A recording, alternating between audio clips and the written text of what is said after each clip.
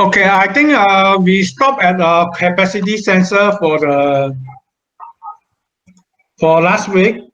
So now we start another new, which is a dif differential transformer.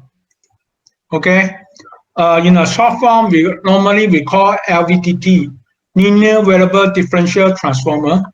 So this differential transformer, as you can see from the picture, it consists of three coils.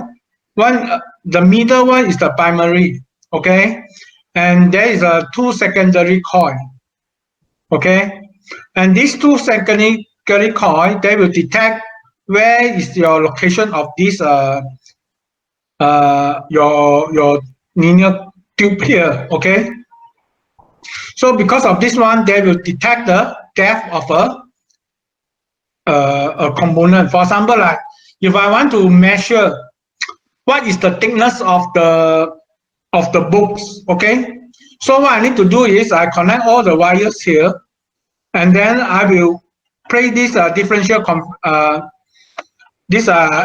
LVDT on top of the books, okay. Then from here they will give me the measurements, okay. So I will roughly explain how is the working principle. Since this one is free to slot,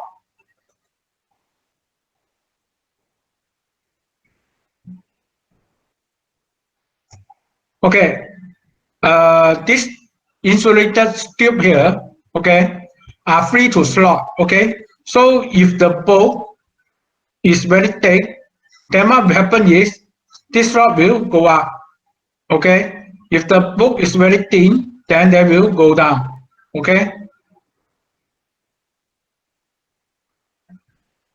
From here, this is how it look like. This is the plumb there.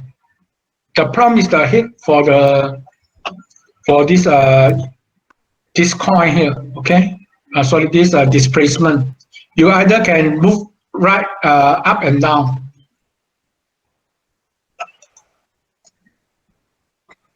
So as the coil moves, the mutual inductance change, causing the voltage induced in the secondary to change, okay?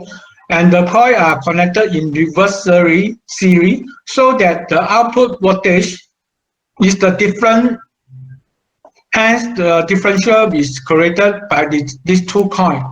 When the two coils is inside the center position, so equal distance between the two secondary equal but opposite voltage are induced in these two coils, so the output voltage is 0. And when the coil is displaced in one direction, the voltage in one coil increase as the other will decrease, causing the output voltage to increase from 0 to a maximum. This voltage is in a phase with the primary coil. So actually, if you look at the figure, this now is the coin, right? So if the coin is in the middle position, then you can see the inductance here will surround more or less equal. Okay. If the coin go to the left, okay, you will see that the inductance generated is more in the secondary one rather than secondary two here. Okay, that means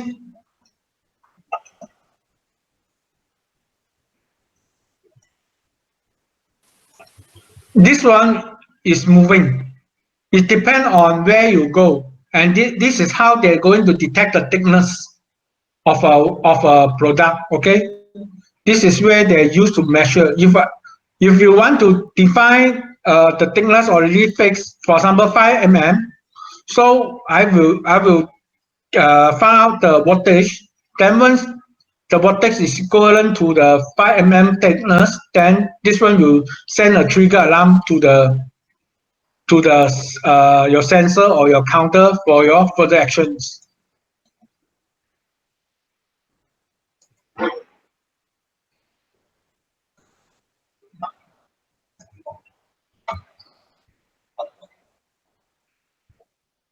Okay, basically is the point here. What it mean by here, primary and secondary. and this will generate the differential voltage. Okay, depend on where your prompt go. If your prompt go inner, then they might be go to the secondary one here, then they will generate more force here. If your prompt go to the 2, then they will generate the more force, more voltage here. Okay, this is the working principle of the LVDT. So this one you can go back. So this one you can read it. So figure L2 illustrates what happens when the LVDT coil is in different acid positions. The LVDT primary winding P is energized by a constant amplitude AC source, and the magnetic flux that develop in this coupled by the coil to the adjacent secondary winding S1 and S2. If the coil is located in the midway between S1 and S2, so the equal flux is coupled to each secondary. So the voltage E1 and E2 induced in winding X1 and X2 respectively are equals. Okay, so will be give you 0. That means if the LDVT, if you place it at the 0 position, that means they will have no signal. If you either go up or down, go to the secondary coil 1 or 2, then they will give you the signal. Okay, this is how we're going to detect the thickness of a product.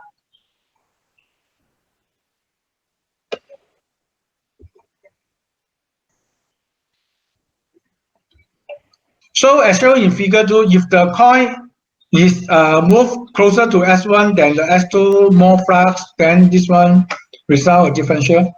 Okay, this is how just now what I mentioned just now, and this is the wires, and this is coil 1, coil 2. Okay, next we will go to the another sensor called inductance sensor, inductive proximity switch or sensor. So an electronic proximity sensor which will detect metallic. So important. This one will look alike with a capacitive sensor, proximity sensor. But inductive sensor, they only used for metallic object, whereas the capacitive sensor, they're used for non-metallic object. Okay. So the working principle is a bit different.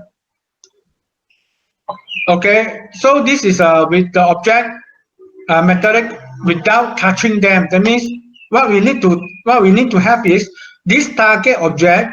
We just need to bring closer, proximity close to the sensor, then you will detect. Okay, when the metal is detected, there will be a change of inductance for the inductive proximity switch, and it can only be used for the detect of metal object and is best for with ferrous materials. Okay, so this is how it look like. So this is the coil, this is the oscillator, this will be the trigger circuit, this is the output circuit, and this is the wire. Then they will send the signal send the signal out, and also the power in to here.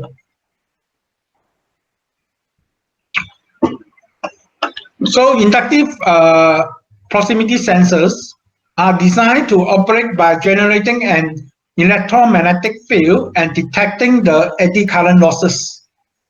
So generated when metal target object enter the field. Okay, so this electromagnetic will change when your targeted metal object near to the field, and then which will change the eddy current. Okay, so as the object advance into the field, the eddy current are induced in the target. The result is a loss of energy and a smaller amplitude of oscillations. So the detector circuit then recognize a specific change in the amplitude and generate a signal which will turn the solid state output on or off. Okay, just like this. So this is the inductance sensor. So this is the amplitude of the oscillations. If your target object, okay, is very close, for example, like this tree here, they will get the signal. Other than that, they have no signal. This is how we detect the object.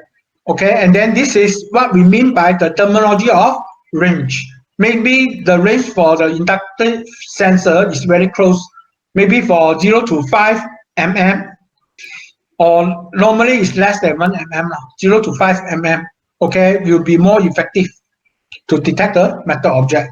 Okay, this is how we detect the object.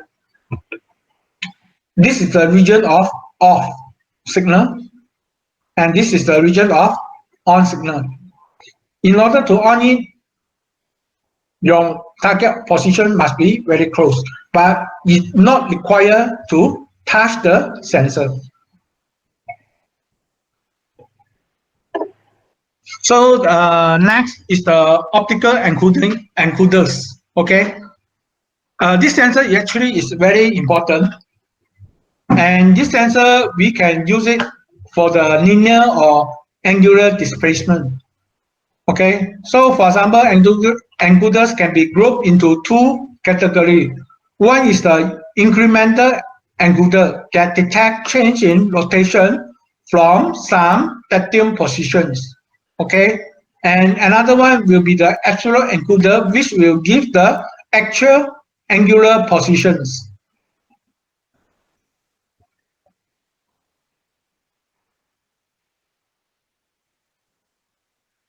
So what I mean by here? Okay, so for example, like if we have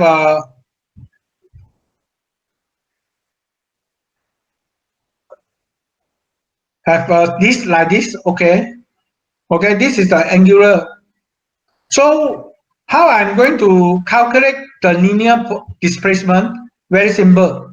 I just cut this one. After that, they will become a line. Okay. Then what is this line? This line will be 2 pi r. Okay. Can you guys follow? And this is how we're going to measure the linear displacement. This is especially useful for the mobile robot. Okay, for example, if I want to ask a mobile robot to travel 5 meters, okay, what I need to do is I need to calculate how many rounds that this encoder have traveled. Maybe I have traveled 2 rounds. Then I will use 2 pi r times 2. Then this is my linear positions. Okay, what is 2 pi r? 2 pi r actually is the perimeter of a circular disk. Okay, like this. If I want to do the actual encoder, for example, like angular positions, what I need to do is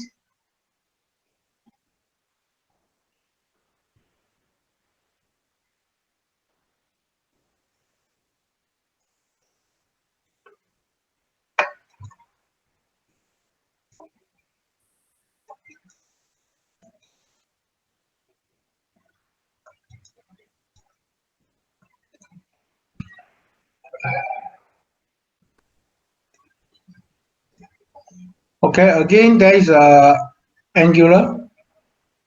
For example, like this is the rotating disk. Okay, so for example, now my head is here. This is my head. Okay, here. If I want to rotate a certain angular position, for example, if I want to rotate 90 degree, okay, here is a perpendicular 90 degree.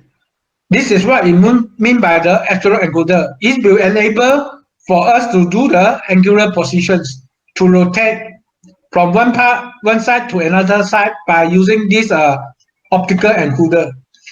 Okay. So how the optical encoder they send the signal? So for example, like an incremental encoder is used for measure of this angular displacement by a beam of a light pass through the slot in the disc, and this is detected by a photosensor. Okay, it just look like this. Okay, we don't consider how many beam they have. So what they have is actually this is the disc. We purposely make a lot of slot. Okay, this slot actually is depend on our resolutions. So do you still remember last week that I explained the terminology of resolutions? Okay, this is depend on our resolutions. This slot. Okay, for example, if this is a 300, as I know, this circulating is a 360 degree. If I have 1 degree, that means each of it I need to have 360. Okay, inside the slot, and then I need to equal space it so that I can measure around this 360 degree, and my accuracy will go, my resolutions or accuracy will go to the 1 degree. Okay, this is how we do it. Okay, so what they do is this LED, they will emit the light. Okay, if the light can pass through the slot here, then the photosensor will receive the signal. So they will count this is a 1 pulse. Okay, if the slot go to and then blocked by this wall here, then the pulse not generated, then we will not receive any signal, then there is no pulse, means 0. Okay, this is how they do the readings. Okay,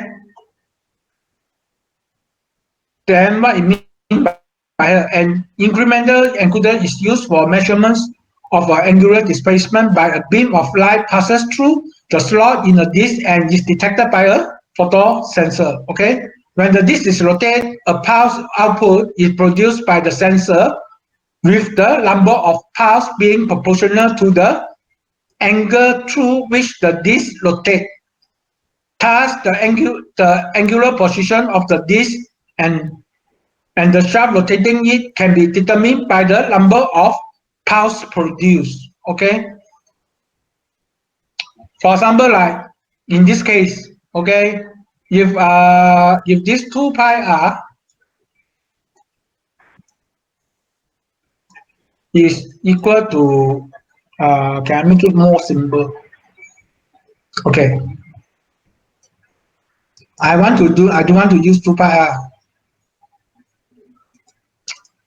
Okay, make it more simple. For example, like if I want to know that if I got 180 pulse, you just assume this is a 360 pulse inside. That means they have 360 log inside. If I got the reading is 180 pulse. Okay, if I have a 180 pulse reading, that get it from the encoder that generate and then recorded by the counter is 180 pulse. That means how much this rotary encoder they have rotate. Can anyone answer me, guys? Hello, are you still there? If I got 180 pulses that I get, and then the resolution is 1 pulse per 1 degree. Okay, what it means? That means this rotating disc, they are already rotate half of the circle. That means they already have pi r, and then the linear this implies the linear length will be depend on what is your r. Since the pi is a constant, depend on your r. If your r is 1, that means the total length, linear length that travel actually is 3.142. depend on millimeter or second. How big is the disc? Okay, maybe centimeter. If this is a 1 centimeter length, okay, R is 1 centimeter, then the total length that you travel for half of it is 3.142. Okay, can you guys follow me? Hello, hello. Yes. Yes. Okay, so but in fact, the line is not that simple. Okay, so we will increase instead of one length, we will increase to 3 slots. Okay, and these 3 slots they will give me like middle rack,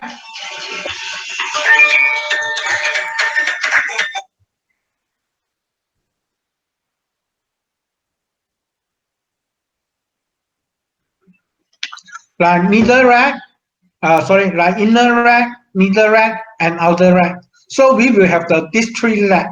Okay, this 3 concentric rack. With then we will need to have 3 sensors. Okay,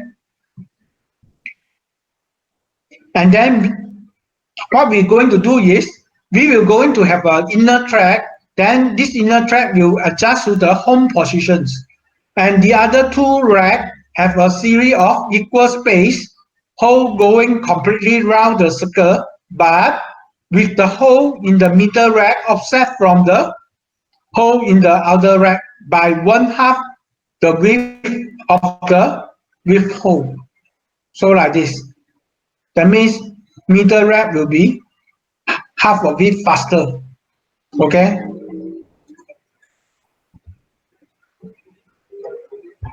Then to offset the allowed, and then this offset, what they want to do this, what they want to make this thing very tedious, okay? Because they want to make this thing is they want to detect whether the this is rotate in the angular wise in the clockwise or anti-clockwise positions. Okay, this is for them to detect whether this is rotate in the clockwise or anti-clockwise. So how we're going to determine the resolution is very simple. So what we need to do is we know that one this day is 360 degree, okay, and then we will depend on how many slots in one revolutions, okay. So for example, you build in 60 hole there, then there will be 6-degree resolutions, okay. So for the optical encoder, for absolute encoder, the basic form of an absolute encoder for the measurement of angular displacement is next slide. Okay, you give an output in the form of binary numbers or several digit. Each charge number will represent a particular angular positions. So from the figure, so just like this. Okay. So what you want is we don't have one track. We instead of one track, then we have a few track. Okay. For example, like this track, we have a 3 unit. Okay. With this type of track, the resolution is 2 powers of 3. So 2 power of 3. Then what is your resolution? Is 2 power of 3 is 8. That means this one will be roughly can count. The equal space will be divided by 2 power of 3 will be how many? They will going to count the resolution will be the 2 power of 3 is 8. 8 is divided by 360. Maybe it's 22. What is the, let me calculate. Guys, what is 45 degree? That means each of it will be have a 45 degree. So 45, then you can see 1, 2, 3, 4, 5, 6, 7, 8. That means if you want to know where is the positions, then we need to calculate the angular. And then this is the hole, okay, that will let the light to flow through.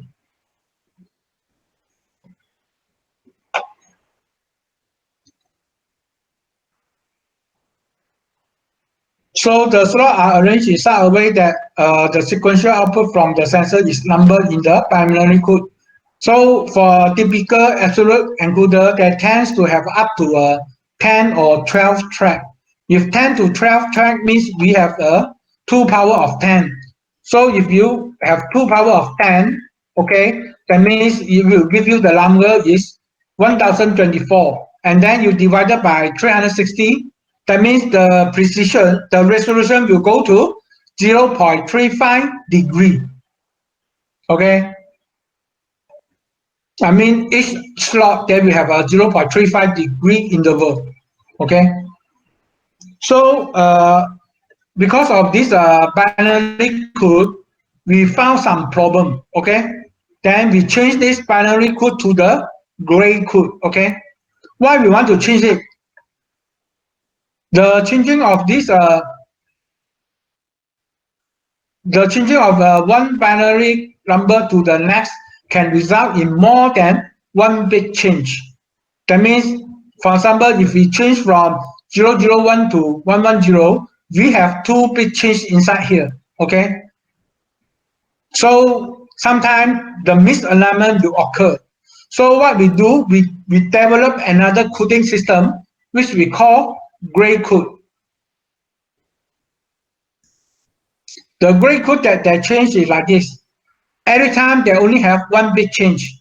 This is the example like this one. Okay, if 000001, okay. If 2, because this one need to turn off, this one need to turn on, then there is 2 bit change. But this one, they only need to turn on this one. That means this is only 1 bit change. Can you see that? So this is more suitable for the alignment. That's why we have invent another code called gray code versus the binary code.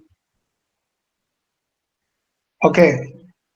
So this figure, if we have a 4 track, then what we can do is 2 power of 4 is 16, then we divided, then each of it is 25.4 degree resolutions. Okay, for this one.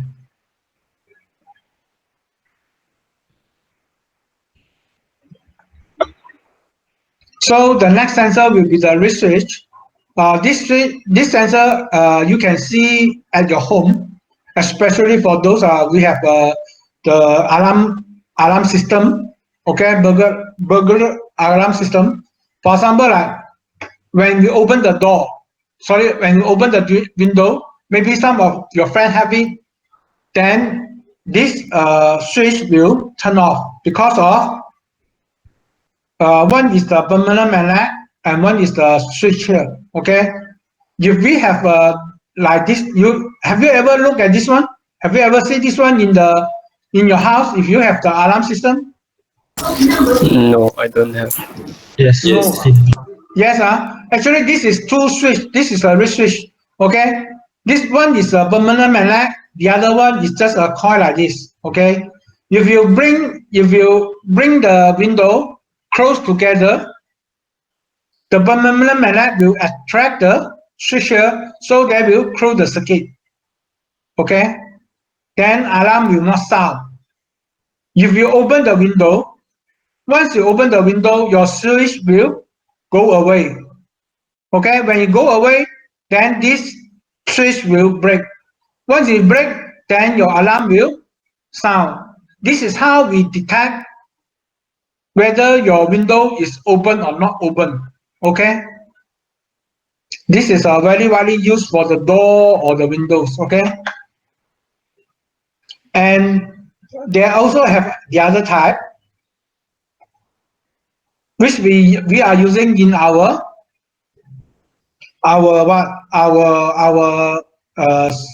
pneumatic cylinder. So this one we will learn it later on. They will look like this. Okay. This is the switch here. So what we need to do is we attach the magnetic in another coil in our piston head. If the piston head is moved away, then this switch will open. Once it open, they will send the signal out. If the coil is going, then they will close the circuit. Then the switch will will close. then no sound. This is where how we're going to detect the position of the piston head. So this one I will explain further when we go to the pneumatic cylinder. Okay. Now we will look at another one is our photosensitivity sensor. Okay. This photosensitivity sensor device can be used to detect the presence of an object by the breaking of a beam or infrared radiations. Okay, this is a non-contact switch. That means this one there no need to contact to the object. Okay, when you contact to the object, that means your light beam here already break. So optical sensor require both a light source. One is the emitter and the other is the detector. The emitter will produce the light beam, and this could be visible or invisible spectrums. Okay, and using the LED laser diode. Okay, and the detector are typically built with a photodiode and a phototransistor. And this emitter and the detector are positioned so that an object will block or reflect a beam when present. Okay. So we can arrange in a 4-way. Okay. The first one is the true beam, or we can call this one is opposed mode, where you will put the emitter and the receiver in the opposed positions. Okay, then the light will go through. If the object is in the middle there, they will break through the beam. Then the light cannot go through. Then what will happen? Then they will detect something have break into it. Okay, this is one of the true beam or opposed mode. Another one is the B1 is the mirror reflections, where we put our emitter and the receiver, we position it nicely so that when there is a mirror here, we position at the correct angle, then they will reflect back nicely. Okay, this one could be a very long distance. This one only apply for the short distance because if you want to reflect, okay, and then the angle here is difficult to find. If you have a very long distance, the angle here, the precision here will even slim. Okay, so this one need to be very short distance. Okay, and this is perfectly used when for the short distance with a mirror and the light and the transmitter together. When the object is break into the light, then what will happen? They will break the light, the beam, then the light cannot reflect, then this photosensor can detect. Another one is called the refractor refractor. That means we are not using the mirror. Okay, we are using sorry, I think this one sorry, the second actually this one. This one is the mirror one. Sorry, this one is A or this one is C. Mirror we using this one when we send it, then this one is received. Then we have another one called rector refractor refraction, and then this one actually is totally emit and transmitter that will mount together. Okay, this one if we use a mirror, they will mount separately. Okay, so when you mount together, and this is the Prince refractor, then the light will emit in, and then you will reflect back. When the object is block the light, then they will detect. This is also the same for the mirror refractor. Both also the same, except when we using the mirror, when we using the prism. And then I will give you the value of this one. The final one will be the diffuse refractions. Okay, this is the one, and this is the range of refractions. Okay, when they will emit and receive.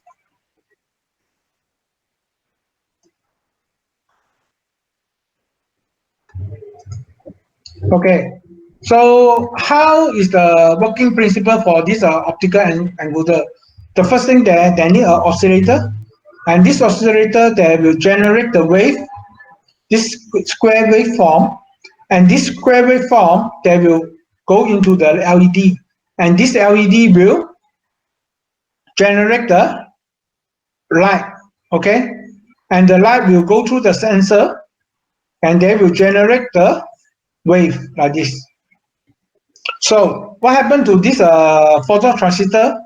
Then this phototransistor, they will read the light.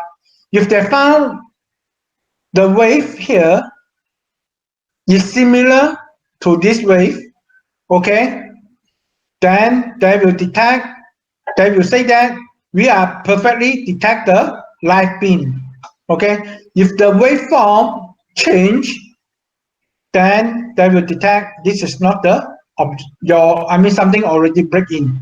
So this is true beam, or what we call opposed mode emitter detector object, okay. And maybe will come out the right if the waveform is changed, or they totally block the waveform, the detector don't have they don't receive any light, that means something will break in. And this one can up to the distance of 100 of feet. That means this one is can put it very long distance, okay. So normally, where can you see this one, guys? Application, where can you see these applications? Okay, do you watch a movie or mainly the detective movie or Mission Impossible? Yeah. Yeah, when they want to break into the safe, okay, what's their first thing they want to do? They want to place goggles, okay, infrared goggles or whatever goggles, because the light beam we cannot see, okay. Then next thing they will put infrared goggle or whatever goggle so that they can see the light beam, okay. When you see the light beam, you will see the light beam crossing like this. For example, like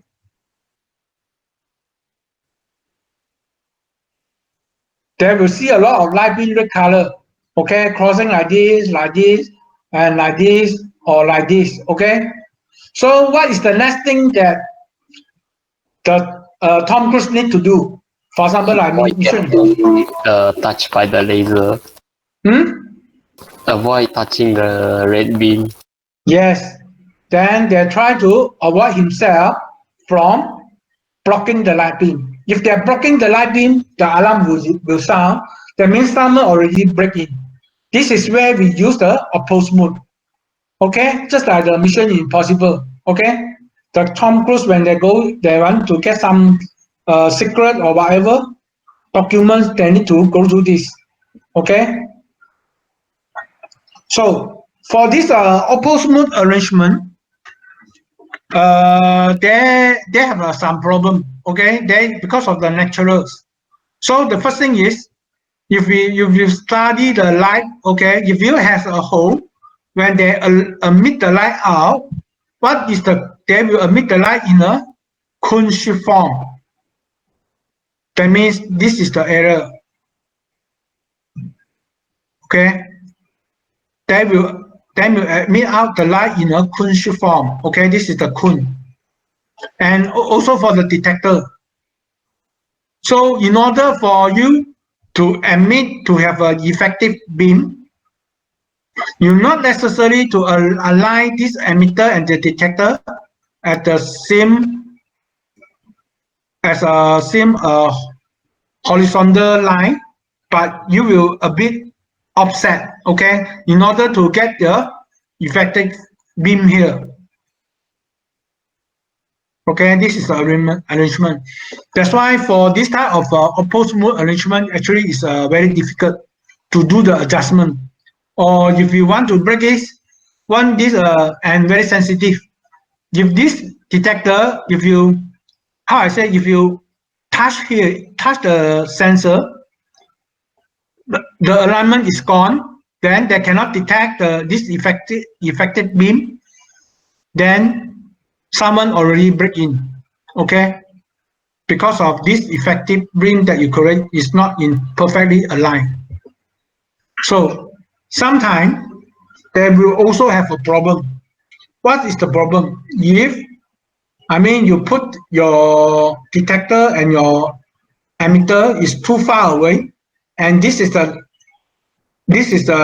your light beam. If your object is very near to the detector, for example, you put it here, then maybe your detector still can receive maybe 80% of the light. Then you may have a problem. You cannot detect this small object. Okay. The next thing is the rector-reflective.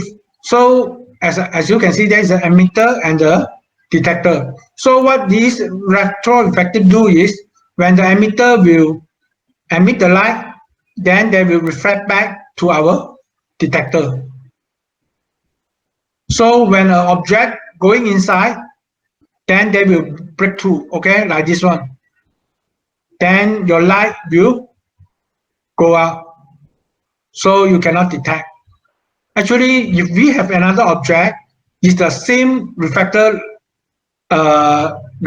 reflective, like this reflector, then you might have a problem, okay? Because the object can reflect back the same polarity. So what you need to do is, I need to change my polarity to rotate it to 90 degrees, so that when you reflect back, they will reflect the light with 90 degrees. So your detector will detect it. This is an example how we're going to detect if we have an object that have the same reflector. Okay. So this is some suggested property optical, for example, like the reflectivity. If we have a quota Y test card, okay, the reflector will be 90%. And then if we have a very dark, for example, like black rubber tire wall, the reflector only have 1.5%. So if you want to use a reflector, that means you need to use maybe a white paper or whatever that have a very high reflectivity. Okay. So the next one will be the mechanical contact limit switch, or button, or micro switch. Okay. So this one, I am sure you know this one very well, right? This is all the switches that we use for our first practical experiment. Okay. This one is push button. This is another type of push button, or this one could be normally stop, normally close, or normally open. And this is the light push button, and this is emergency stop. All these buttons we categorize that because they are using the mechanical contact. That's why we categorize them as a mechanical sensor, okay? Switch or sensor. And this is the limit switch. Inside the limit switch, there is a very small prompt here. The switch, the button here, okay? When we touch this brake, this brake will go down. When it go down, then they will suppress the button behind. And here, how you going to detect? For example, like this. Okay. So if you press the thing here, if this roller is pressed, then what happened to this? Inside this button will further press the switch contact here, and this switch contact will close. When you close, the electric will pass through. Then you will detect there is something already reached your limit here. Okay. Or you can other type like limit, level operator, roller operator, or cam operator switches. All this is a different type, but working principle is still the same. What we need is we need something. We need to arrange our sensor so that when something is passed by, Okay, for example, like the box, when you pass by, the box is like this. Okay, when you pass by, then what you do, you will press this one, go down. When this one go down, the button inside the contact switch will close. Then this can be detected. Okay, there could be also in this type of arrangement. There are different arrangement we have. Okay, this is called level. This is called roller operator, and this is called cam operator switch. Okay. So the next one I want to introduce you is the Hall effect sensor. This Hall effect sensor actually is for us to use to find out the oil tank level. Okay, when a beam of a charged particle pass through a magnetic field, the force act on the particles and the beam is deflect from the straight line path. Okay, then a current flowing in a conductor is like a beam of moving. Change and task can be deflected by a magnetic field. This is the magnetic field and the current, and this is how we detect. Okay, the electron pass by. So consider electron moving in a conductive plate with a magnetic field applied at the right angle, 90 degrees to the plate of the plane of the brake. As a consequence, the magnetic field, the moving electrons are deflect to one side of the plate, and thus that side become negatively charged, while the opposite side will become positive charged, and this will have a, since the electrons are directed away from it. Okay, and this charge separate produce an electric field in the material, and this change separate continuously until the force on the change particle from the electric field just balance the force produced by the magnetic field, and this result transverse potential difference.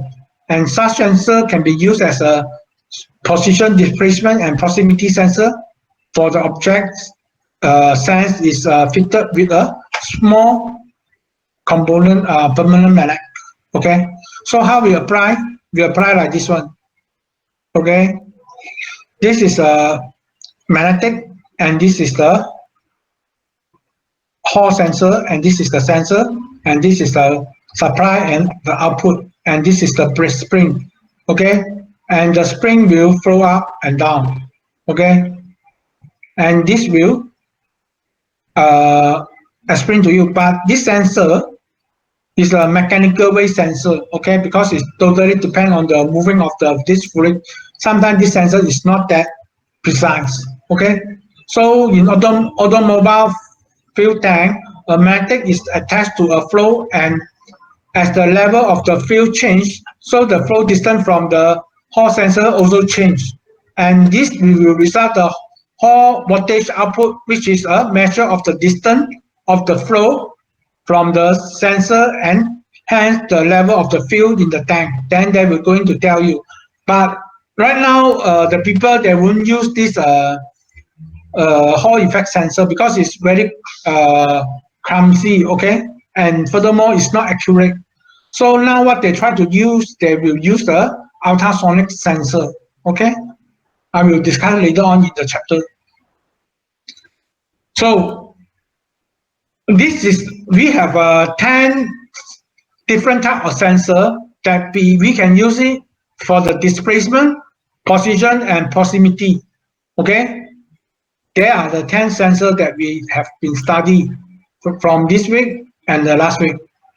Okay, the first what we have is we have a potentiometer. Potentiometer is how we detect the changes is we will detect the slider. When the different slider, we have a different resistance, and this different resistance will generate different voltage, and therefore we can calculate. Okay, and this is how we're going to use this potentiometer to calculate the error here, so that you can know about your error signal the tolerance of the sensitivity of this sensor. Okay, and then the next one we have learned the shrinkage element. This shrinkage element, how we're going to detect is we will put a very thin film with a wire like this. Okay, when this thin film they compress or they tensile. Okay, for example, like if they are in the compression, okay, that means the wire area here will be thicker. If you have a tensile, that means they are in tension. Okay, the wire here will be shorter. Will be thinner. Once they will be thinner, the resistance will be higher. Then this is how we're going to detect whether your this strip is tensile. This strip actually is in the condense or in the compressed or tension mode. Okay, if normal, they will give you the fixed value. Okay, then we have a capacitive, and this capacitive is a technology then they can detect non-metal material. Okay, actually they also can detect metal material, but metal material we will mostly use the inductive sensor because inductive sensor is cheaper. Okay, compared to the capacitive. And this is the working principle. And more importantly, you need to understand the range. Okay, how are we going to use this capacitor sensor to detect the object? So the range for the capacitor sensor actually is very small. So this is how we're going to calculate the capacitance. Okay. So the next is the differential transformer, or we call linear variable differential transformer, or we call LVDT. So this LVDT, the plumb head here will move away, and this coin, okay, this is a movable coin. So if you have the thickness, for example, the thickness like this,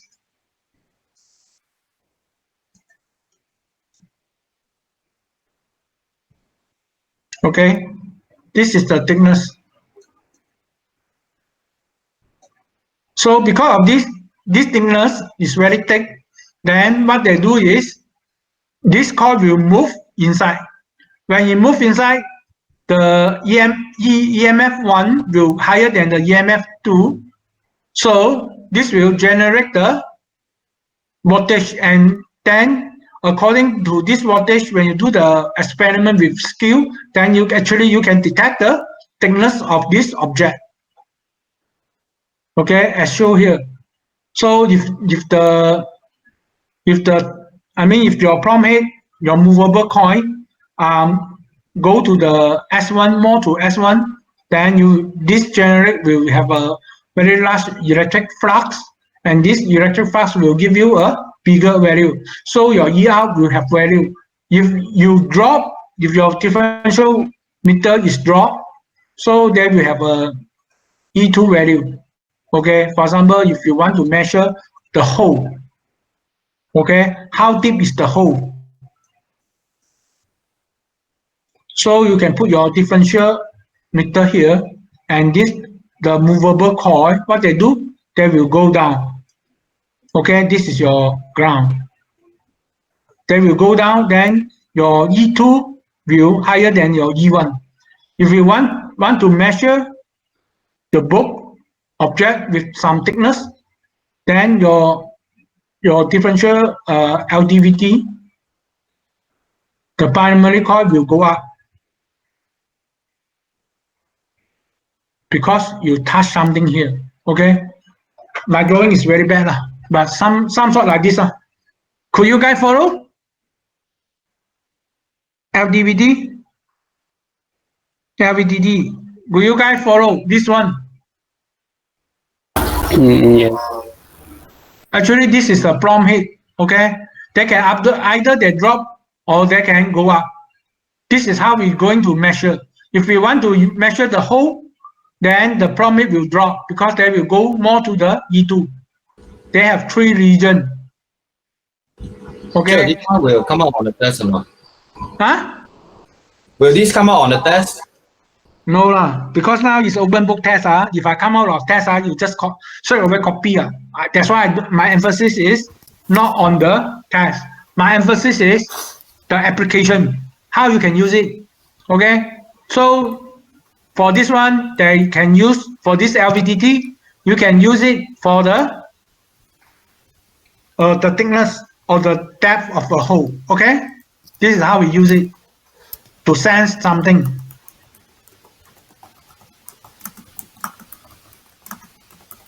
Can you follow? LVDT. Actually, now I try to summarize the usage to make it very simple. If you cannot follow the word here, understanding you cannot follow, then you can just try your best. But you need to know how to apply the sensor. Okay. So the next one will be the inductive proximity sensor. And this inductive proximity sensor, as I say, they only can detect the ferrous material, and this ferrous material must be very close. Okay, as I mentioned here. Okay, the targeted position, and this is the working range. If you're out of the working range, you cannot detect. Okay, the ferrous material. So the next one will be the optical encoder. The optical encoder, yes. Can we have a break? Okay, Ken, I'll give you 5-minute break. Thank you.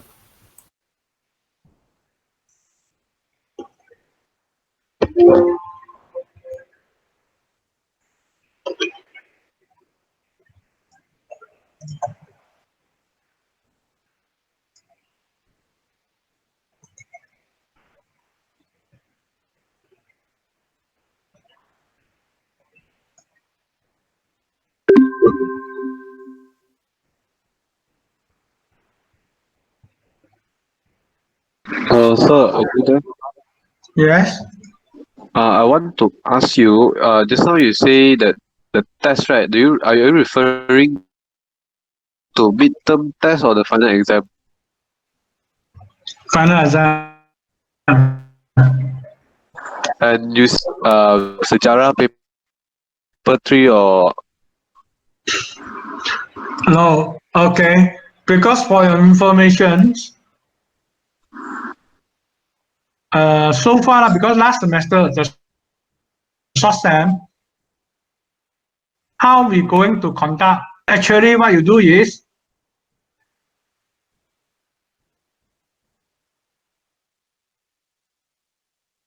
you do your question online. Yeah. Online, if you bring around your book,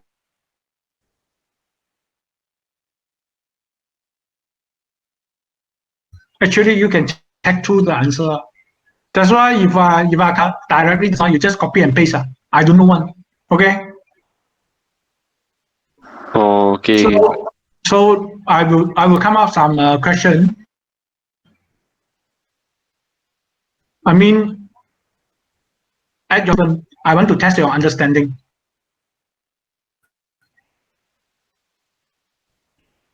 This is what I call open book. Okay.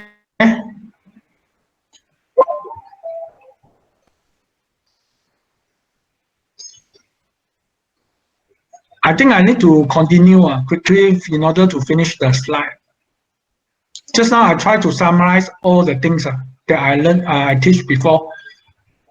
I know this one is very boring and very difficult to concentrate what I say. Actually, you just remember what I mentioned, the last part is enough. And then after that, you go back, try to read, and then you will understand.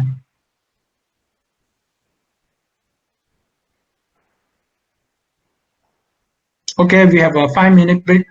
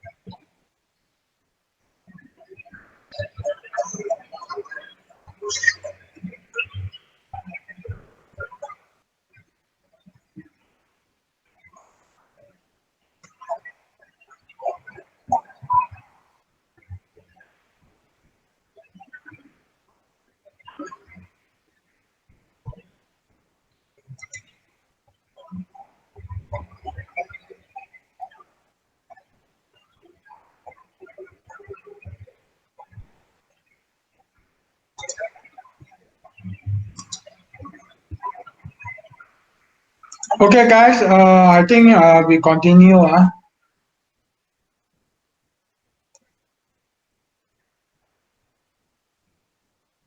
Sure. Okay, wait. I need to record first.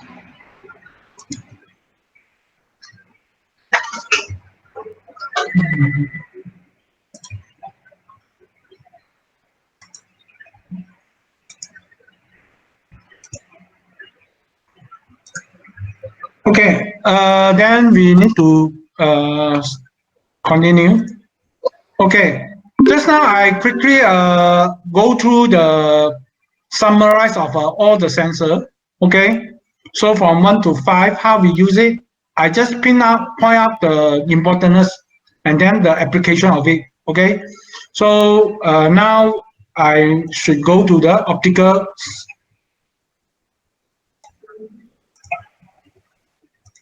Okay, this optical encoder. As I say, the optical encoder, we can use it to check the displacement, either linear or angular. How we do that is we going to calculate the pulse, and then by using the 2 pi r, then roughly we know how many pulse, then we can calculate the parameter for this optical encoder, and then we can find out the linear positions. Okay, and there are different gray code. For example, we have 3 line here. At least 3 line here. This is for us to indicate the rotation, whether this rotating this is in the clockwise or anti-clockwise. Okay, and also we also have another code called gray code. Why we want to have this gray code is because of there will be a 2-bit change for the binary code, and when you have 2-bit change, then misalignment will happen. So instead of 2-bit change, we want it to make it 1-bit change. That's why we generate a new code called gray code. Okay, and this is how we read the gray code. Every time they only have 1-bit change from the previous. Okay, so you need to know how to calculate the resolution for optical encoder. For example, we know that there is 360 degree, then we need to divide it by how many track actually is available. So 2 power of 4, then this is the thing. Okay, if you have 2 power of 10, that means you will get 1024, and then you will get a very high resolution of 0.35 degree. So the next is the research. This research we use to detect the door is open or closed. Okay, how we detect? We will put a permanent magnet and a switch here. When the permanent magnet and the switch is very close, then this switch will attract and close the circuit just like this.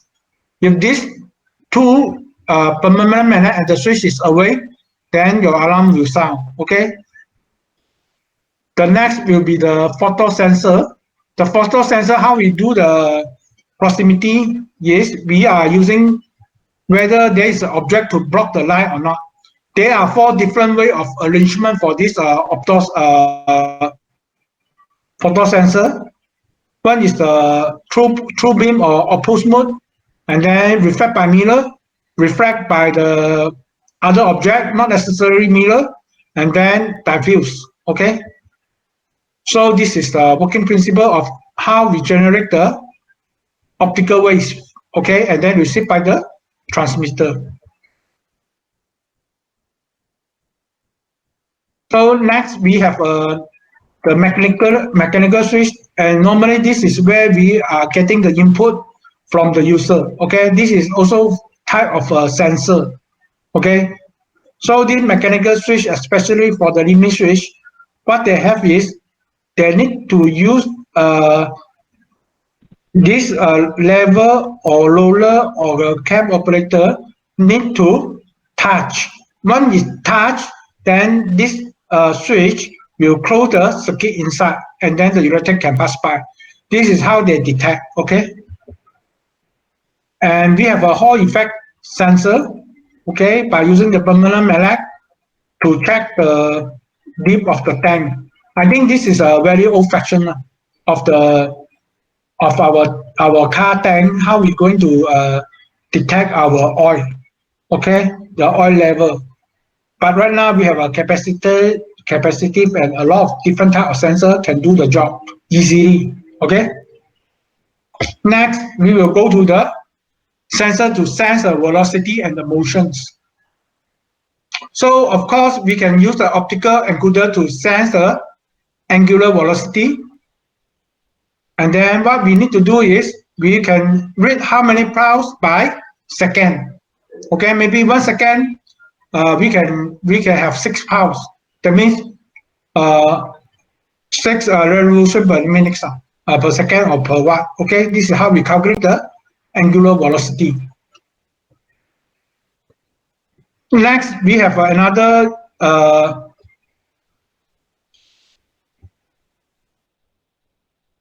sensor to measure the angular velocity, where we call tacho generator. Okay, the tacho generator consists of two wheel of a ferrous material which is attached to the rotating shaft. A pickup coil is wound on the permanent magnet as the wheel rotates, so the teeth will move past the coil and the air gap between the coil and the ferrous material change. Okay, we have a magnetic circuit with an air gap which will periodically change, and thus the flux linked by the pickup coil change, and the resulting cyclic change. The flux will change the EMF, just like this one. Okay, we will pick the electric magnet inside, and then when this one rotate, your electromagnetic will up and down. Okay, by this up and down the teeth. Okay, then this is how we're going to detect the angular speed. So we also have a sensor base, which is a accelerometer, and this accelerometer we use it to detect the accelerations. And this sensor-based accelerometer that can detect 3 axes. That means X, Y, Z. Okay. When you want to use to detect accelerations, then you can use this accelerometer. Then we also can use a gyroscope. Gyroscope, you can measure the angular velocity in the alpha, beta, gamma form. Okay, that means how fast you can move from here to here. If you want to move from Z to Z or X to but X to X, this is the angular. This is how they calculate the angular velocity. Okay, so if we combine both of the angular velocity and accelerometer, gyroscope and the accelerometer, then we can have another unit we call initial measurement unit, which is IMU. And this is consists of a accelerometer, gyroscope to use to measure the object orientation and velocity. And often additional sensor like a magnetic temperature will be placed into it, okay, to improve the accuracy. And this is also the sensor base, okay? No, not the sensor base, processor base.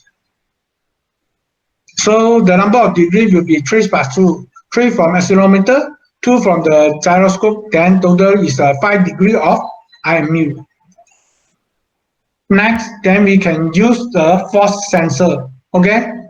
Force sensor, they have a different type.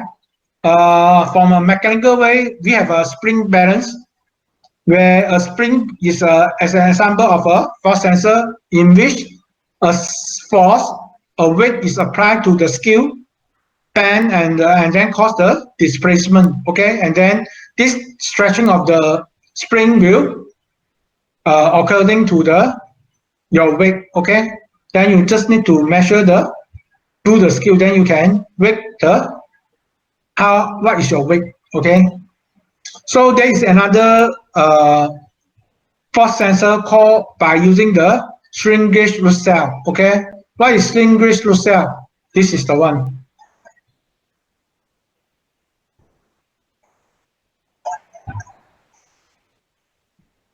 Okay, this is the one, strain gauge element. Where this strain gauge element, what they do is they need to detect either tension that will make the wire inside here will become thinner, then the resistance will higher, or compress, the wire here will be thicker, the resistance will be lower. Okay, this is how they detect.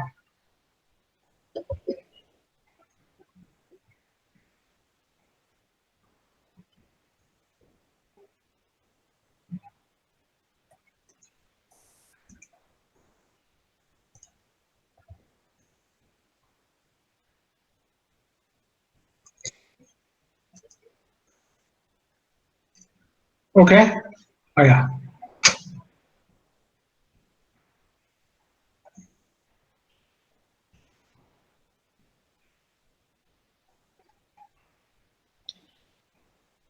So very common use from the force measuring transducer is based on the use of the electrical resistance strain gauge to monitor the strain produced in some members when stretched or compressed or bent by the application of the force. Okay, the arrangement is generally referred to as a root cell. This is what we call root cell.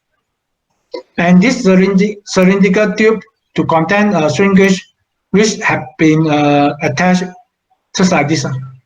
Okay, we put a lot of the strain gauge in different way. So when you compress, this one will detect, or if you torsion, this one will detect. Okay, this is how we detect the force. When we detect the force, is that due to the compress or detect the change of the wires inside the strain gauge, then we will detect. Then the next one we will going to use is the sensor to measure the fluid and the pressure. Okay, we can have a very mechanical way of a dry fragment pressure gauge where it look like this. Okay, when the air will go in, this dry fragment will be tense. When it tense, then they will change the strain gauge, and this strain gauge, then they can measure the pressure. Okay, depend on the resistance. Okay, this is one type of it, and we also have another one is the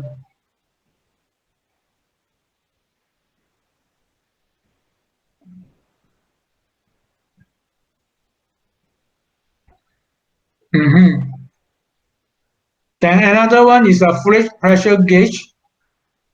Okay, this fluid pressure gauge we also can use the strain gauge to measure as the fluid can go inside and then we can measure, or we can use the LVDT.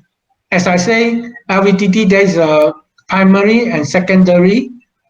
If you pressure going, okay, the below here, you press the LVDT go up or go down. If you press it to go up, then they will change. When they change, they can measure the your pressure there, how much actually is going in. Okay, this is the capture of the below. Okay, that we use to measure the displacement. Okay, and then we also have the pressure sensor. This one, when the air go in, this one will remove, become strict. This is how we're going to measure the pressure by mechanical way. We also have a piezoelectric sensor. Okay, this piezoelectric sensor material actually is very important, and this is one of the material that we use in our handphone. If in our handphone we don't have this piezoelectric material, we cannot use the touch screen. Okay.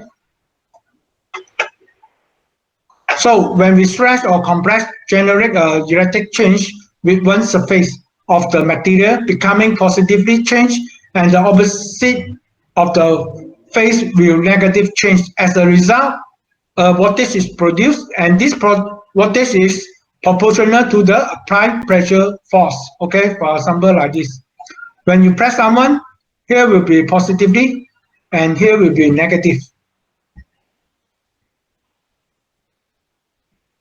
This is how we use the piezoelectric to detect your movement of your hand. Okay.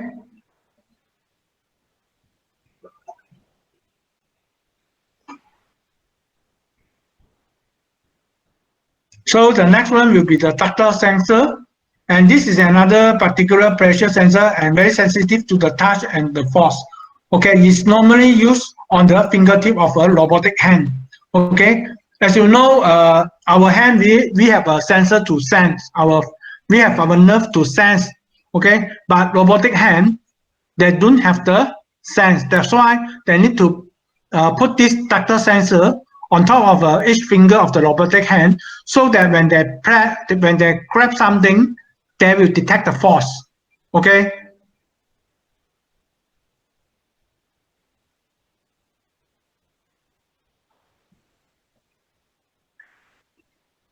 So example of this tactile sensor actually is a PVDF film piezoelectric polyethylene fluoride.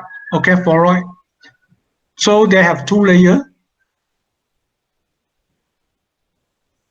Okay, and then the thin film. When you press, then the soft film, and this is the hard one. Hard one will detect. Okay.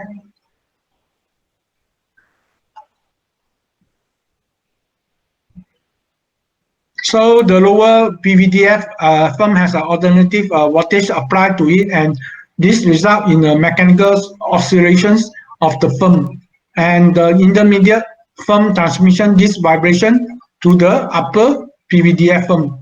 As a consequence of the piezoelectric effect, this vibration causes an alternative vibration to produce across the upper film. And when pressure is applied to the upper PVDF film is vibrate effect, then you can have a alternative voltage is changed. Then you will detect this is the area that you want to point out.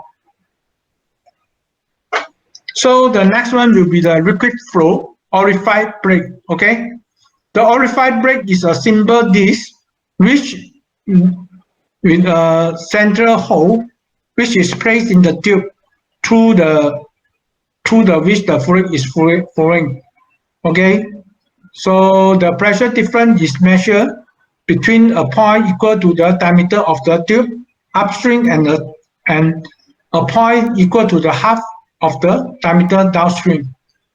Measure of the pressure difference can task to generate the measure of the flow rate. For example, we have this one. We have the orified brake, okay, like this, in a pipe. Then we will put it in the middle. So from here, when the fluid will flow, once they come into this middle here, the fluid will change. When this fluid change, then we can calculate the fluid flow. This is one way of calculate the fluid flow. And also we use to calculate the turbine flow. This is for our aeroplane, okay? In order to calculate our turbine flow, then that will be different. This is the turbine, then this is the magnetic. Okay, when the turbine rotate, the magnetic will lift up because of the drag force. Okay, when they lift up, then you have some change of the EMF, then you will detect. The turbine flow meter consists of a multi-blended rotor that is a support centrally in the pipe along which the flow occurs. So the flow results in rotation of the rotor, the angular velocity being approximately proportional to the flow rate. And the rate of revolution of the rotor can determine using a magnetic pickup. Okay, and the pulse are counted, and so the number of revolution of the rotor can be determined. And this meter is expensive with an accuracy typically of 0.3% error. Okay, this is how we calculate the flow. Magnetic pickup like this one. And then we also can use for the liquid level.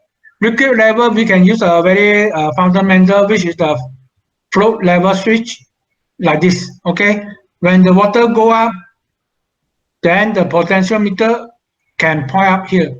Then they can give you the value, okay, of the level. We also can use ultrasonic sensor, where the ultrasonic sensor will emit the ultrasonic wave, and then they will calculate the distance and the time when you come back. Okay, so they will, when we have a distance, we need to know the distance, then we will emit the sound, and then we just wait for the time. Okay, so if I have a constant the wave sound is for example like 5 meter per second. Okay, then if I receive back the wave in 1 second, then this will imply that the depth of this fluid is 5 meter. Okay, this is a very simple example.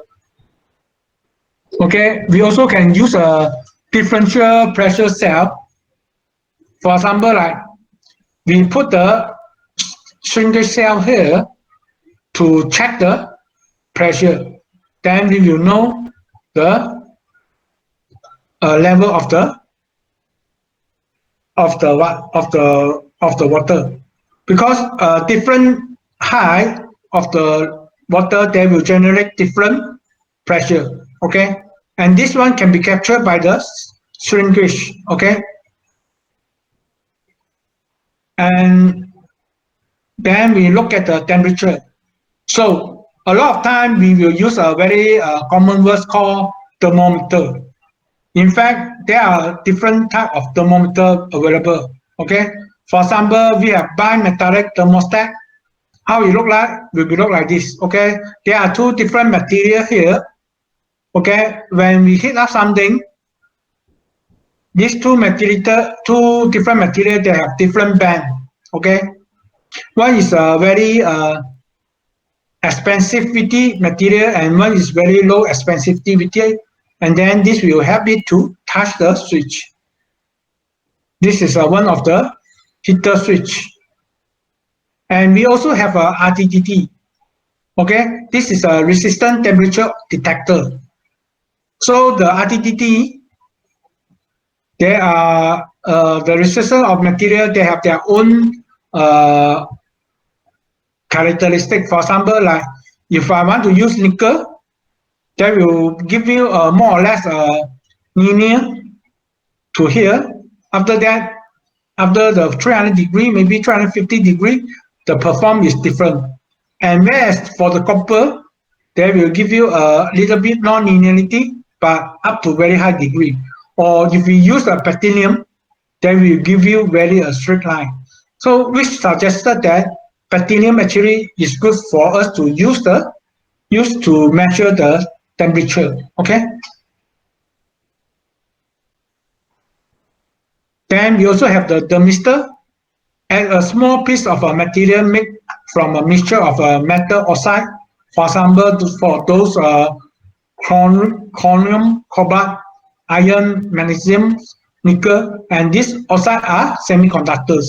So the resistance of convolutions metal oxide thermistor decrease in a very non-linear manner with an increase in the temperature as is shown in the below here. Okay, so for example, this is the nickel one.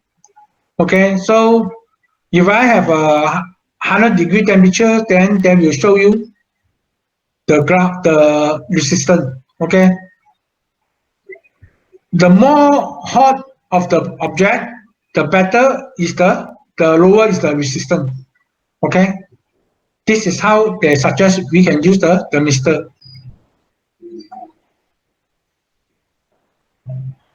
So for example, advantages there is rugged and small, and enable the temperature to be monitored at a virtually at a point and respond very rapidly to the temperature changes and give changes in resistance per degree change in temperature.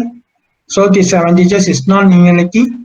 Okay, because of this one, then what we need to do, we need to change this form to a linear position so that we can plot the graph. Then we also have the thermocouple to measure the temperature, and the thermocouple is look like this. There are different material, okay, and this different material will give you different voltage, okay, EMF, and there will be different EMF that generate, okay, voltage. So this different voltage there, after that you can calculate your temperature. This is what we call thermocouple.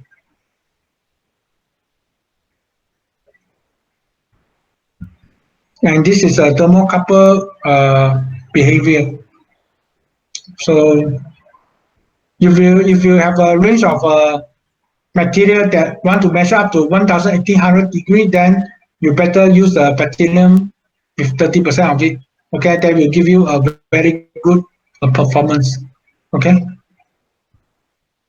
for the thermocouple. The next we will look into it is the light sensor, which we will use the infrared. Okay, how we get the infrared? Okay, then we will emit. The infrared is a typical light source used and a sensor in a simple robot to sense the optical object. So there are two basic LED and as a infrared emitter and infrared receiver. Okay, it's just like this one. One is emit, one is receive, and then this will going to tell you the distance. Okay, the light intensity. We also can use this infrared sensor as the proximity sensor. Okay, this is how we're going to position in our rectal reflective. One is a LED, one is a phototransistor, and then one you emit, one will receive. Okay, so we also can use photodiode. Photodiode are semiconductor conjunction with the diode, which are connected into a circuit in a reverse basis. Reverse bias. Okay, so we're giving a very high resistance. For example, for the figure A. Okay, if you in a very dark condition, okay, your resistance is very high. Okay, sorry, your resistance, if you have a very light intensity, your resistance will very high. If you have a very dark intensity, your resistance will very low. Okay, so this is how we use the light in our home. Okay, do you ever see walk in the pasar malam and then outside there will a light. When you put it on your against your socket there, the light will automatically turn on when you turn off your light. Okay, they're using the same concept. If you turn on your light at your home, I don't know whether you see or not. There is a there is a cartoon upstairs, a cartoon light upstairs, when at the night, you straight away park against on your wall. At the night, when you turn off the light will turn on. When you turn on the light will turn on. Then based on this reverse current, the photodiode, okay, principle of it. So this is the characteristic. When the outside is very dark, the resistance, I mean not the resistance, the voltage will very high. If outside is very light, then the reverse current will be very low. Okay, then this will help you how you turn on your light based on the reverse current, not resistance, sorry, reverse current. Okay. So for example, the current in the absence of the light with a reverse bias of a 3 volt might be 25 AM, and when emulated by a 2500 25,000 lumens, the light current will rise to 375 this is a micro amp. Okay, and the resistance of the device for the light is 3 over this is equal to 120 ohm, and with the light is 8 ohm. Okay, this is how we're going to calculate. So the phototransistor have a light intensity corrector base, which we call PN junctions. When there is no incidence light, there is a very small corrector to emit the current. When light is incidence, a base current is produced that is directly proportional to the light's intensity, thus lead to the production of a corrector current, which is then a measure of the light intensity. Okay. Then we also have a photoresistor. A photoresistor have a resistance which depend on the intensity of the light falling on it, decreasing linearly as the intensity increase. Okay. For example, we have a material called cadmium sulfide photoresistor is most responsive to the light, having a wavelength shorter than about 515 nanometer, and the cadmium silicide phototransistor with the 700 nanometer. Okay. So finally, so when you select the sensor, you need to select, first of all, you need to know about the nature. What is the nature of your sensor? Then where you're going to apply. For example, if I want to use it in the fluid level, water level, then I can make up your own sensor based on the characteristic. Okay. So you need to understand the nature of the measurement required. The variable to be measured is normal value, the range of value, accuracy, speed of measurements, reliability, environment condition, and so far. Okay, etc. for this.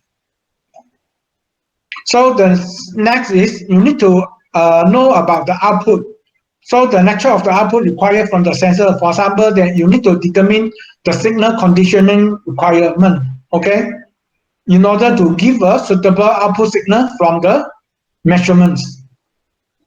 So then you also need to identify the possible sensor. For example, like the displacement, they have a lot of different type of sensor can be used. Okay, this is totally depend on your identify.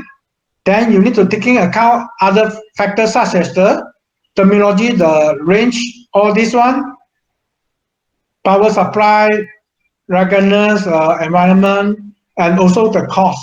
Okay, if you can use a low cost sensor to do your job, why you use the high cost sensor? You will incur the cost. You will cut your loss profit. Okay. Then we also have a mechanical switch. Sometimes they will consist of a pair of contact. which can be mechanical closed and or open, and in doing so, make or break the circuit. Thus, 0 and 1 signal can be transmitted by the act of a opening or closing switch. So this is what you mean by we are using the latching. Okay. Instead of you using the mechanical switch, you need the user to turn on and turn off. Actually, we can use the latching switch by momentarily turn on one time. After that, we can play around with the logic inside. Okay. And also problem of depulsing. Okay. For example, like when you use the mechanical switch, there will be a problem. Okay. When one contact of the switch being moved toward and hit into the other end of the contact, because of the contacting element are elastic, pulses, it may pulse a number of times. Therefore, finally setting to its closed state after. Okay, that means this will happen, pulsing. Okay, like what you can see here. Okay. Because of the mechanical pulsing, that means they vibrate. Okay. So that's all for today's lecture. Any question? No, sir. Are you listening to the lecturing? Okay. Are you listening to my lecture? Yes, Need but time to digest. Actually, there are a lot. Okay, but when you look carefully, okay, when you look into it carefully, then what you will find what is the purpose of the sensor. The purpose of the sensor, what we need is we want to detect the changes. For example, like the shrinkage, the small cell, right? The shrinkage, we can use in many other way. Okay.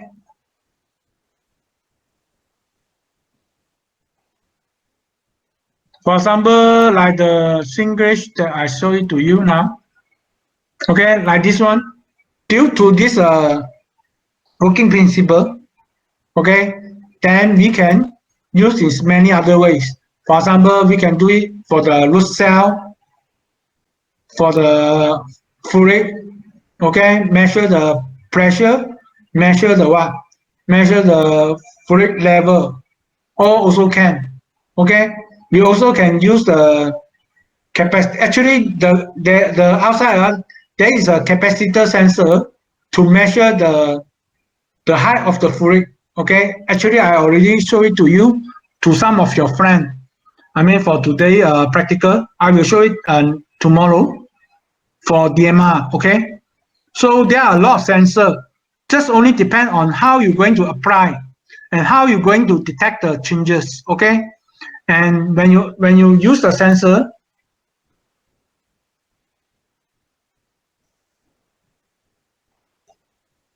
these are the criteria you need to take notes. Okay. okay. For example, like you need to make sure you understand the nature of the measurements. Okay, and then only then you can detect the performance terminology. Okay, the performance terminology cannot run away. There will be the range, accuracy, the speed, reliability, and also the environment conditions. Then after that, you need to know about the output, okay, of the sensor. Then only then you can identify what are the sensors possible to do this task. If you're talking about velocity, then we can use a tachometer, we can use an optical encoder, we also can use a IMU, okay, to detect the velocity. But in terms of the installation, maybe the IMU will be very easy, okay, very easy to install. Whereas if you want to use the tachometer, then you need to consider the meter, the tachometer, okay, how you're going to place inside. That will be a very tedious, okay. This is how we're going to use the sensor and possible sensor After you know this, then you know to take a lot of considerations. Okay, the factor that be considered, and finally will be the cost. Okay, you won't select very expensive sensor used to do a very simple task. Okay, this is what it means. And also, when you use a mechanical sensor, you need to be aware of the bouncing problem. Okay, what it mean by the bouncing problem? That means if this one, when you give the signal, okay, then it will be bounced because of the vibrate. Then they will give you a false signal. You need to have understand of this one. Okay, that's all for today. For information, I already uploaded a file for you to submit your report one. Okay, please remember to include your review question. Okay, into it, because I will give more mark to the review question. Since all the practical I already do it for you, what you need is just understanding. That's why it's not fair to everyone. Okay, that's why I need to correct some questions. For example, like the question number 2, that you need to use your analytical skill to solve the problem. Okay. That's all for today. Thank you very much. Any question, guys? So I want to ask, will you test us on circuit diagram in the exam? Circuit diagram. Which circuit diagram? There are a lot of circuit diagram. Like drawing a circuit diagram for maybe sensors and switches, all that. Possible, because I haven't set the question yet. I don't know, but possible, because this is the open-ended questions. And also, besides you need to learn the circuit diagram, you also need to learn what? You also need to learn the pneumatic circuit diagram. Okay, you need to draw the pneumatic circuit diagram, which I will think that I will start the lecture next week. Okay, I will temporarily pass by the signal conditioning and the ADC, because this two doesn't involve for your practical.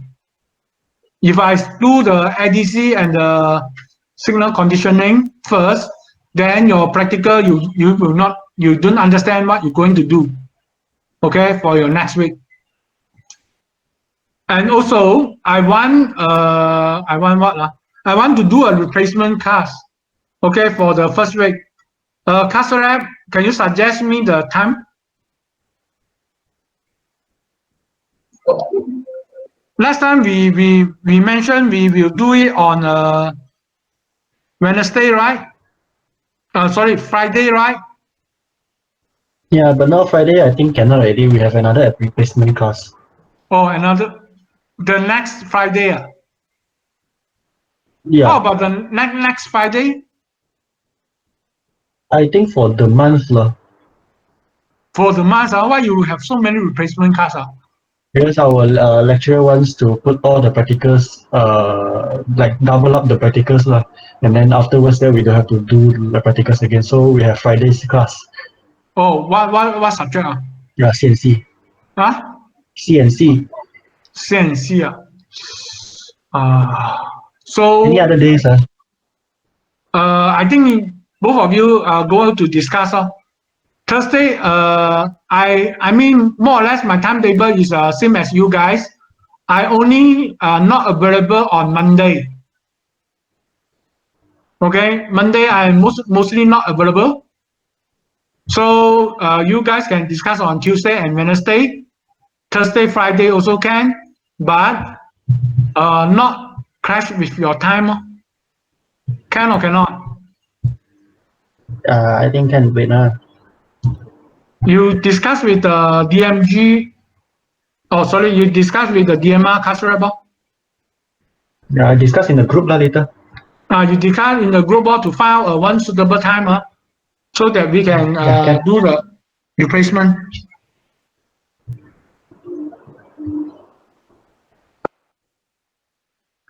Any more questions? Sir, I want to ask, since we've already finished like chapter 2 and currently we only have until chapter 3, is it possible that you post like chapter 4 to chapter 6 because I want to go and print? Okay, I will post it. As I say, I will change a little bit because I found out the signal conditioning chapter 3 and chapter 4. I will postpone it because these two chapters they didn't involve practical. Okay, and then pneumatic, electron pneumatic, and hydraulic involve practical. Because I need to continue for your practical, so I will put the pneumatic and the hydraulic first. After that, we will go to the signal conditioning and the ADC later, then motor, then final chapters. Okay, I will post upload later. But next week will be the pneumatic. Okay, for the lecture will be the pneumatic. Are you clear? Then sir, by when will you post notes, sir? After this, I can post very fast because today I can post already because I already have all the lecture notes with me. Okay, thank you, sir. I will post it now. Okay. Any more questions, guys? Sure, can you stay back a bit later? Huh? Can you stay back a bit later? I got a question. Okay, Ken. You want to ask me individually? Yes, Ken. For those, if you have no question, you're not that cable, then you can leave. If DMR K-Power 1 can stay back. Can? DMR only, not DMG. Why like that? If for those who want to know, then you can stay out. Okay. No, because we want to discuss the date of replacement, and I also got something to ask you, Joe. Okay. Can. Okay. Yeah, thank you, sir. Okay. Thank you. Thank you, sir. Thank you, sir. Thank you, sir.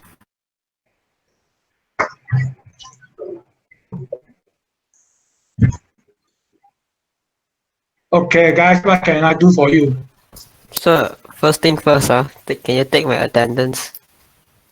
Attendance for today. Yeah, the attendance. Okay, I can take now because I found everyone is present. No problem. Why you so conscious about the attendance, guys? No, man. 85, lower than 80%, I'll get bar something like that. Don't worry, this thing won't happen to you one.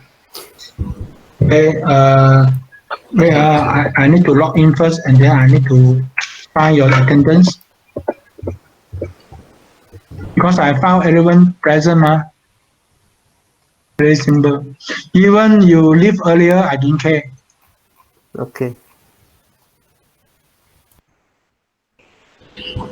Joe, I'm here to discuss about the replacement class for next week. Next week, right, Joe? Yes, Okay. what's the problem? We have the most free time at Monday, which you are busy, and then our Tuesday is very fully packed. Our Wednesday and Thursday. But you need to look at the timetable for the DMG also. Yeah. If we cannot, one very simple way is we do it on the Saturday. Huh? You guys agree? Saturday? Hell Cannot no. wait. Cannot. The railway class, sorry. Oh, railway. They got the railway class. I forgot. Okay. Okay, Monday.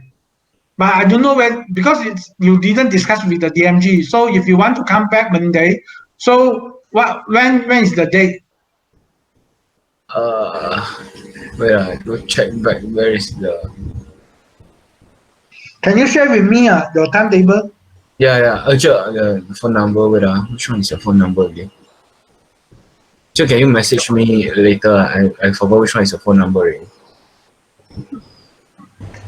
I do WhatsApp you guys before ma. Yeah, I'm finding back. Where is it?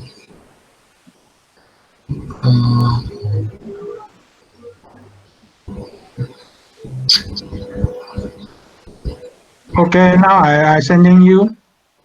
Okay. This Send is it. my. I send through the WhatsApp. Okay. Okay, you got it. I'll send you the class timetable right now. Oh yeah, sure. Tomorrow, this is for me only. Tomorrow, I can attend because I was the practical class at 3 to 5 o'clock one, but then I can attend that class. Can I What? change it to 11? I'm going out to do stuff with family, like family trip, something like that. Okay, can. I won't be at You class at 3 you to 5. want to join? You want to join on morning section, right? Yeah, 11 to 1. I can attend that class. Okay, can. Okay. No problem. Okay, thank you, Chair. What else? 你们还有什么问题要问老师的吗？我问什么是 relay Relay 啊。啊？ Relay actually is a switch. Okay. Can you ask this question during the practical after tomorrow practical time, so I can show you more Okay. from the. This is just a switch that we purposely to use to turn on. Okay. Okay. Then I think that's about it, Chair. I send you the timetable. And then we do the replacement class as maybe when the CNC replacement class finish We don't have. 我们有 replacement class 卡 ready. 我们好像没有 right? Then who have the CNC replacement class? Oh, that one is DMG. from DMG. Oh, because they say they push everything to the forward there. Maybe they will finish very soon. Maybe week 7. Then we can think about week 7. We start our replacement. Week 7. After week 7, week 8. Week 7我们有 test 咯。没有 test right? 没有，应该没有。No, nothing. 没有。Okay, I send you the timetable already. Okay.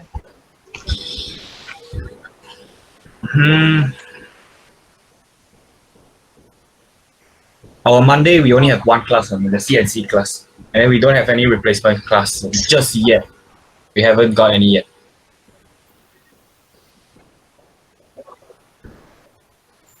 CNC got lah. CNC 有没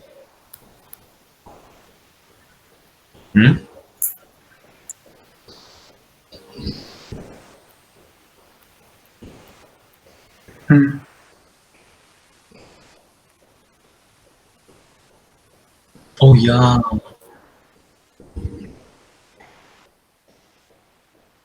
Yeah. 哦，真的忘记了。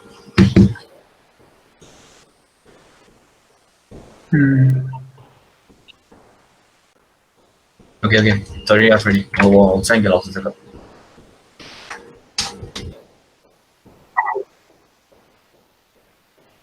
对。